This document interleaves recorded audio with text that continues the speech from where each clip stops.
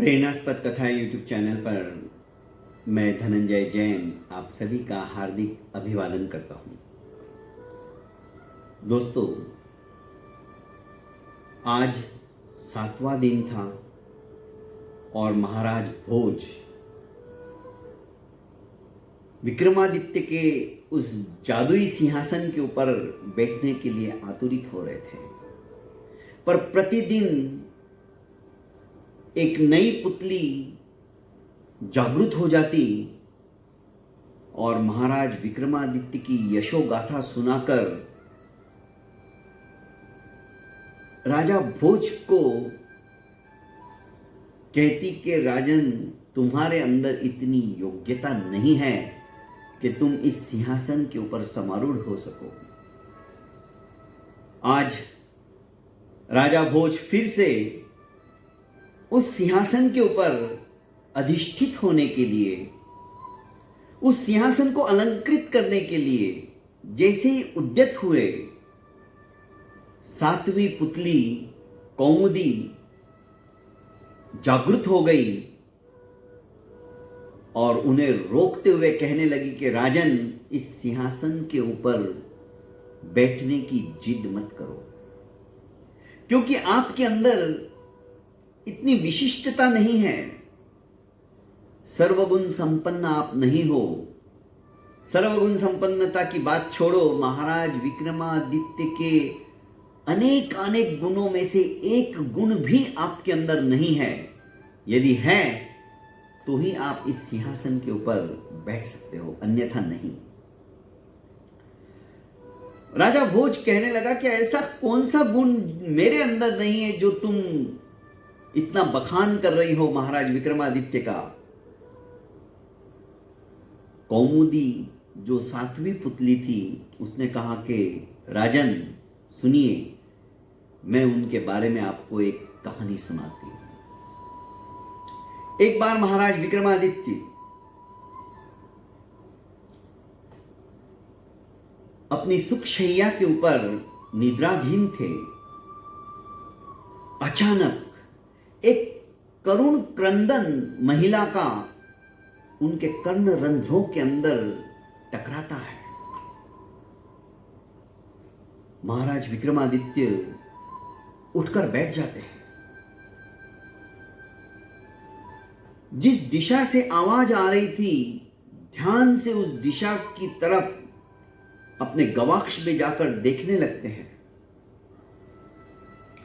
आवाज क्षिप्रा नदी की तरफ से आ रही थी।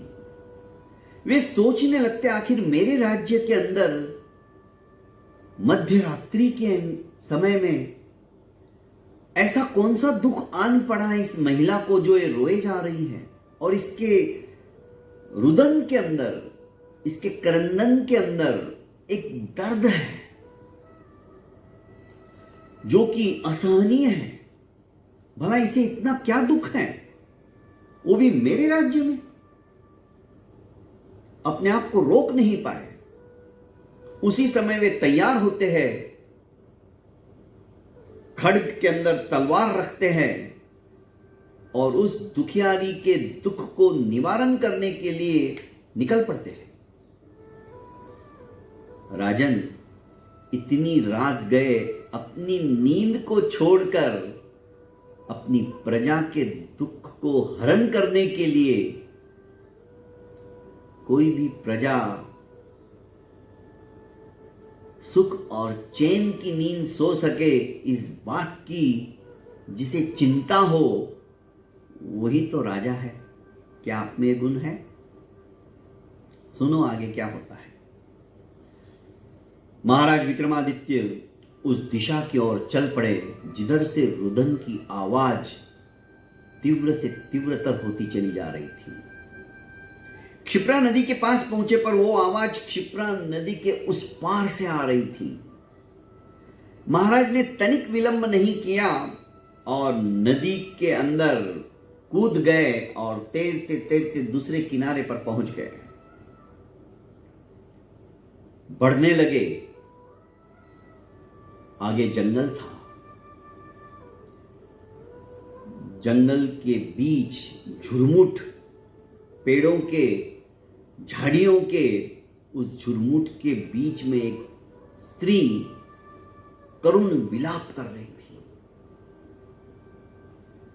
महाराज विक्रमादित्य उसके समक्ष पहुंचे और पूछने लगे कि क्या बात है, तुम क्यों रो रही हो, और वो भी इस समय? क्या विपत्ति आन पड़ी है तुम्हारे ऊपर? स्त्री ने हाथ जोड़कर कहा कि मैं चोर की पत्नी हूं और मेरे पति चोरी करते हुए पकड़े गए हैं। नगर के कोतवाल ने उन्हें पेड़ से उल्टा लटका दिया है नगर के बाहर। तो राजा विक्रमादित्य बोले, क्या तुम इस फैसले से खुश नहीं हो? चोर को सजा देना क्या गुनाह है, गलत काम है? नहीं राजन, मैं आपके फैसले से या कोतवाल जी ने उन्हें लटका दिया उससे नाराज नहीं हूं। चोर को तो चोरी की सजा मिलनी ही चाहिए ताकि दूसरा कोई दुस्साहस ना कर सके और आपकी प्रजा सुख चैन की नींद सोती रहे। पर स्वामी को ऐसा भूखा प्यासा लटका हुआ मैं कब तक देख सकती हूं? मेरी इच्छा है कि मैं उनको कुछ खिलाऊं पिलाऊं। तो तुम किसी को भी कह के खिला सकती थी कि महाराज मेरी सहायता कौन करता, और लोग देखते ये चोर की पत्नी है। भला दिन में तो मेरी कोई सहायता करने के लिए तैयार ही नहीं था, और रात में मैं क्या करूं, किसकी शरण में जाऊं? बस इसलिए मुझे रोना आ रहा है कि मैं अपने पति को आराम से खाना भी नहीं खिला सकती हूं।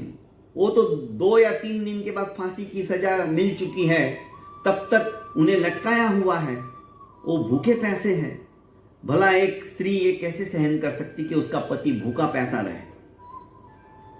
तो तुम क्या चाहती हो? मैं यही चाहती हूं कि मैं उन्हें अपने हाथों से खिला दूं।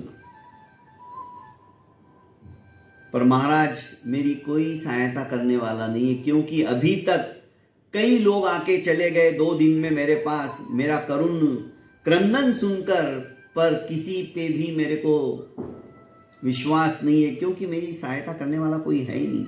मेरे ऊपर किसी को दया ही नहीं आती, तो मैं आपको भी क्यों सुना रही हूं? दुखड़ा तो उसके आगे रोना चाहिए जो उसके दुख और दर्द को हरण करे।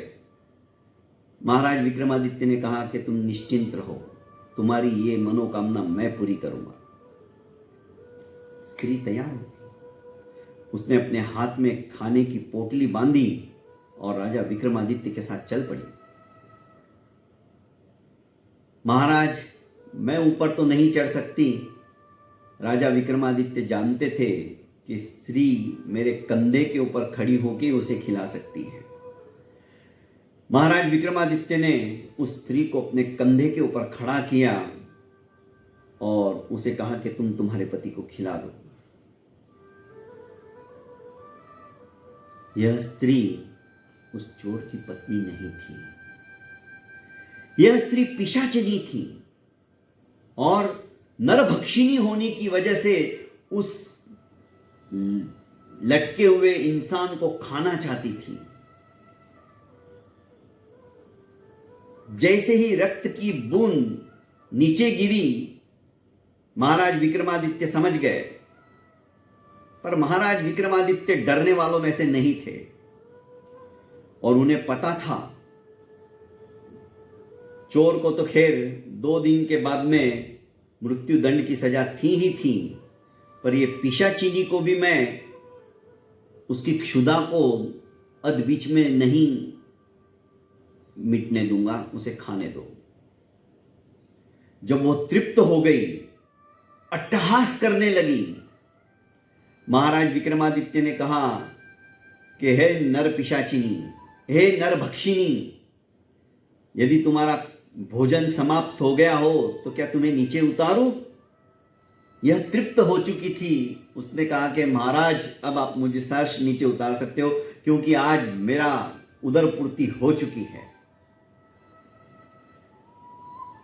नीचे उतारने के पश्चात पिशाचिनी खुश थी और मुझे मालूम था महाराज कि ये काम सिर्फ विक्रमादित्य कर सकता है, वरना आधी रात को मेरा करुण क्रंदन सुनकर कौन आएगा और कौन मेरी इच्छा की पूर्ति करेगा। मैंने तो झूठ कहा था आपको कि मेरा पति है, मेरा कोई पति नहीं है, मैं तो पिशाचिनी हूं। महाराज विक्रमादित्य ने सुना था कि पिशाचिनी की तरफ से अन्नपूर्णा का पात्र मिल सकता है। पिशाचिनी खुश हो गई थी और उसने कहा कि महाराज मांगो, क्या चाहिए तुम्हें? यदि तुम देना ही चाहती हो तो मुझे अन्नपूर्ण का पात्र दे दो। पिशाचिनी ने कहा कि वो तो मेरे पास नहीं है और ना ही मैं उसे दे सकती हूं। हां, पर मेरी बहन है, अब तुमसे क्या छुपाना। तुम स्वयं कई विद्याओं के जानकार हो, शूरवीर हो, मेरे साथ चलो। झोपड़ी के अंदर मेरी बहन भी आ चुकी होगी, उसके पास वो अन्नपूर्ण का पात्र है। राजा विक्रमादित्य उस पिशाचिनी के साथ में उसके साथ उसकी झोपड़ी के अंदर चले जाते हैं। बहन आ चुकी थी। नरभक्षिनी पिशाचिनी ने आज रात का समस्त वृत्तांत सुना दिया। भोर होने वाली थी और भोर होती ही पिशाचिनी अदृश्य हो जाती है। ये बात भी राजा विक्रम जानते थे कि नरभक्षिनी पिशाचिनी के अंदर बहुत ताकत रहती है। उसने कहा कि बहन, ये स्वयं राजा विक्रमादित्य है और आज इनकी वजह से मैं तृप्त हो चुकी हूं। मैंने भरपूर भोजन किया है और यही एक सुपात्र है जिसका दुरुपयोग कभी नहीं होगा। तुम्हारे पास जो अन्नपूर्ण का पात्र है उसे आप इन्हें दे दीजिए। पिशाचिनी ने भी यशोगाथाएं सुन रखी थी। वह सहर्ष तैयार हो गई कि ठीक है दीदी, तुम कहती हो तो मैं ये पात्र उनको दे देती हूं। और उस पिशाचिनी की बहन ने अन्नपूर्ण का पात्र उन्हें दे दिया। उसकी खासियत थी, उस पात्र से जो भी व्यंजन, जो भी खाना आप मांगो, 52 55 पकवान, 56 भोग, सब कुछ जो मांगोगे, जो इच्छा मन में प्रकट करोगे, वो त्वरित हाजिर हो जाएगा और इंसान भरपेट खाना खा सकता है। वो पात्र दे दिया। भोर हो गई, पिशाचिनी अदृश्य हो गई। महाराज विक्रमादित्य अपने महल की तरफ निकल पड़े।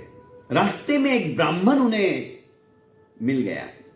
ब्राह्मण भी भूखा प्यासा था 2 दिन से।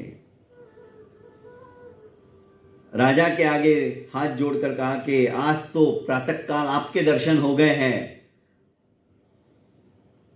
मेरा तो आज लगता है कि सोने का सूर्य उगा है। आज मुझे भरपेट खाना मिलेगा। 2 दिन से मैं उपासी हूं, उपवास था। महाराज विक्रमादित्य को पिशाचिनी से अन्न पात्र तो मिला ही था। उन्होंने कहा कि ब्राह्मण देवता, क्या सचमुच में तुम भूखे हो, भोजन करना चाहते हो? हाँ राजन। त्वरित उन्होंने उस पात्र को निकाला और हाथ जोड़कर कहा कि हे अन्न पात्र, क्षुधा से पीड़ित इन ब्राह्मण देवता की क्षुधा को मिटाने के लिए 5 पकवान के साथ में भोजन परोस दिया जाए। त्वरित कहने की देरी थी, सोने की थाली के अंदर खाना तैयार, गर्मा गर्म खाना मिल गया, 5 पकवान साथ में। भरपेट भोजन करने के पश्चात जब ब्राह्मण देवता विदा होने लगे तो महाराज विक्रमादित्य ने उन्हें दक्षिणा के स्वरूप में अपनी अंगूठी निकालकर देनी चाहिए। तो ब्राह्मण देवता ने चमत्कार तो देख ही लिया था अन्न पात्र का। उन्होंने कहा, महाराज आप यदि दक्षिणा देना ही चाहते हो तो अंगूठी मत दो, ये अन्न पात्र मुझे दे दो जो कि समस्त कामनाओं को पूर्ण करने वाला है। एक क्षण की भी देरी नहीं लगाई महाराज विक्रमादित्य ने और वो अन्न पात्र जो पिशाचिनी से उनको प्राप्त हुआ था, हंसते हंसते उनको दे दिया। कौमुदी पुतली ने राजा भोज को